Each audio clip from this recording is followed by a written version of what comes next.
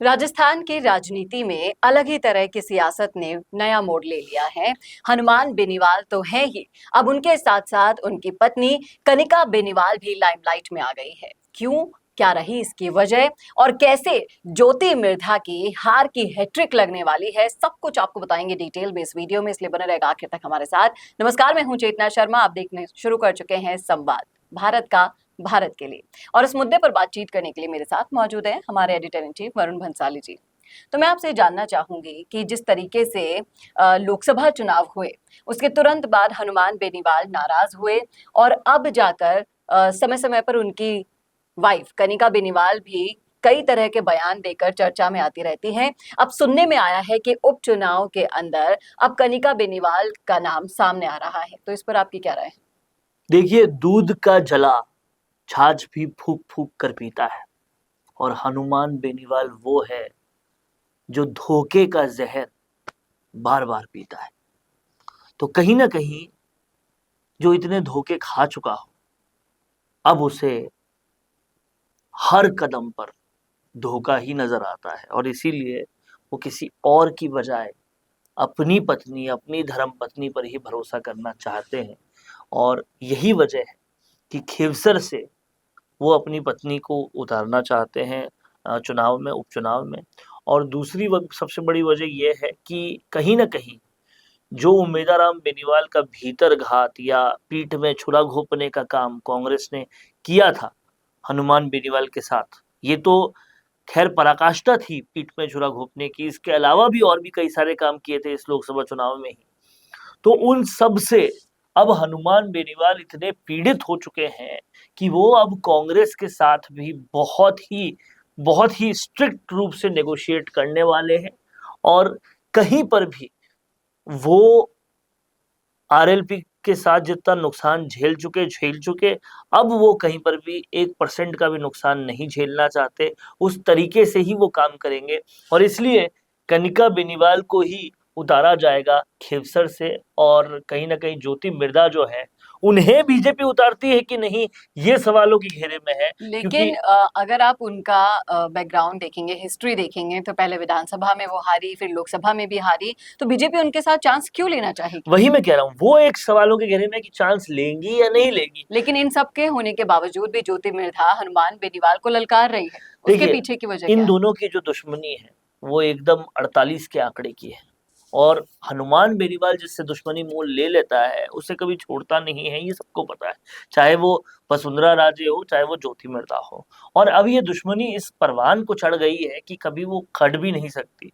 हालांकि आप देखिए कि अब रिचपाल मिर्धा, ज्योति मिर्धा, ये सब बीजेपी में आ चुके हैं और तभी तभी हनुमान बेनीवाल कांग्रेस में गए। यानी कि हनुमान बेनीवाल जो कुछ भी कर रहे हैं उसकी एक बड़ी वजह ज्योति मिर्धा और मिर्धा परिवार है। वो आरएलपी को ताक पर लगा गए थे कांग्रेस के साथ गठबंधन करने के लिए, सिर्फ इसलिए क्योंकि बीजेपी के साथ गठबंधन ज्योति मिर्धा ने कर लिया। और अब जो है, उनसे बार बार अलग अलग साक्षात्कारों में पूछा गया कि क्या आप फिर से बीजेपी के साथ जाएंगे जब कांग्रेस ने आपके साथ इतना बुरा कर दिया, क्या फिर से एनडीए के घटक बनेंगे। उन्होंने साफ तौर पे इनकार कर दिया। इससे साफ समझ में आता है कि जख्म जो उन्हें गहरा दे गई है बीजेपी ज्योति मिर्धा को, उनकी सबसे परम दुश्मन को अपने साथ में लेकर अब वो बीजेपी में तो नहीं जाएंगे। और कांग्रेस ने जो उनके साथ बुरा किया, उसके साथ वो किस तरह से नेगोशिएट करते हैं वो देखने वाली बात होगी। हालांकि उसके भी हिंट वो दे चुके हैं, उन्होंने ऐसा काम वो पहले भी कर चुके हैं। उन्होंने साफ कहा है कि राजस्थान में कांग्रेस ने मेरे साथ भीतरघात किया है, तो मैं उनके साथ टेबल पर बैठ के चर्चा करूंगा कि किस तरह से सीट शेयरिंग होगी उपचुनाव में जी। अगर वो नहीं माने तो राजस्थान में मैं इंडिया गठबंधन का घटक नहीं रहूंगा, इंडिया लेवल पे रहूंगा। यही काम वो पहले बीजेपी के साथ भी कर चुके थे कि राजस्थान में मैं किसी भी तरह का कोई गठबंधन नहीं करूंगा, मैं भारत के लेवल पे करूंगा जी।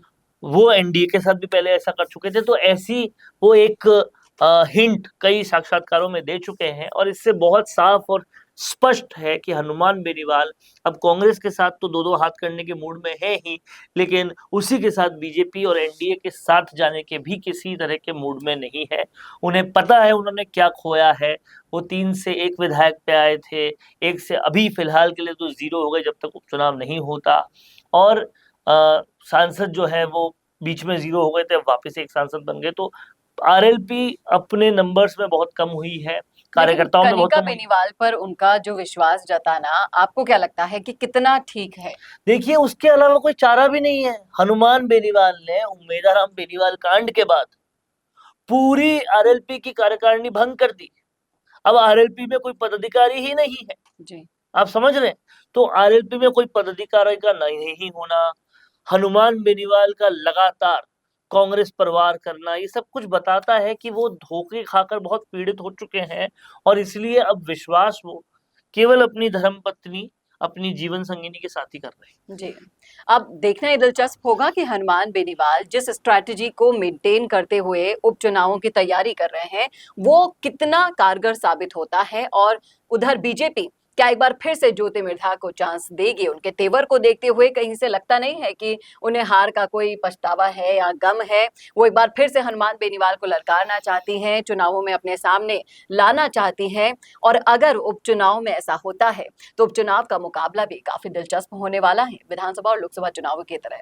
इस मुद्दे पर आपकी क्या राय है? कमेंट करके बताइएगा जरूर। कैसा लगा आपको वीडियो, ये बताना ना भूलिएगा, और ऐसे ही और वीडियोस के लिए देखते रहिए संवाद, भारत का भारत के लिए।